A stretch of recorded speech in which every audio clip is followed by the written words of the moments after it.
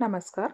कसे काय? मजेत ना? सगळेजण मजेत असावे हे देवाचरणी प्रार्थना आहे. तर आज आपण बनवूया साबुदाणा खिचडी. साबुदाणा खिचडीमध्ये जास्त काही नाही वापरत, तरी पण करायची पद्धत अनेक प्रकार आहेत. तर त्याच्यामध्ये हा कोणता आहे बघूया. उत्तम क्वालिटीचे साबुदाणा मी रात्रभर भिजत ठेवलेले. सकाळी छान मस्त भिजून आलेले. मग एका कढईमध्ये तेल गरम करून घेतले. मग त्याच्यामध्ये जिरा आणि थोडंसं शेंगदाणे करून घेतले. शेंगदाणे म्हणजे मध्ये मध्ये खात असताना म्हणजे तोंडात देताना खूप छान लागतात. कढीपत्ता, हिरवी मिरची आणि लाल मिरची दोन्ही घालून घेतले. थोडंसं तेलामध्ये भाजून की मग त्याच्यामध्ये थोडंसं तिखट सोडते.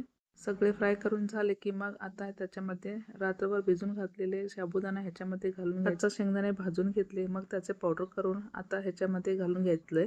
त्याच्यामध्येच उपवासाचा मीठ मिळतो ना, तो पण ह्याच्यामध्येच घालून घेतलं. नॉर्मल मीठ जे खाणारे असतात त्यांनी घातले तरी चालते, नाहीतर उपवासाचा मीठ मिळतो तेच वापरायचा.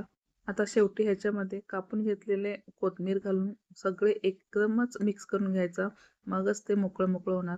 एक घालून आपण मिक्स करून घेतो आणि एकदा अनेक सामग्री घालतो मग मिक्स करतो, त्यावेळी थोडासा मऊ होतो. जर आपल्याला मऊ पाहिजे असेल तर तसं करून घ्या, नाहीतर मोकळं मोकळं पाहिजे असेल तर अशा प्रकारे एकदाच सगळं घालून मिक्स करून घ्यायचं. कोणाकोणाला मऊ आवडतं तर कोणाकोणाला एकदम मोकळं मोकळं आवडतं. तर जास्तच आपल्याला मऊ पाहिजे असेल तर बटाट्याचे छोटे छोटे आपण ह्याच्यामध्ये काप करून घातले की आपली साबुदाणा एकदम मऊशीर होतो. उपवास म्हटलं तर आपण उपवासासारखेच थोडंसं पोट हलकं ठेवूनच खायचं असतं.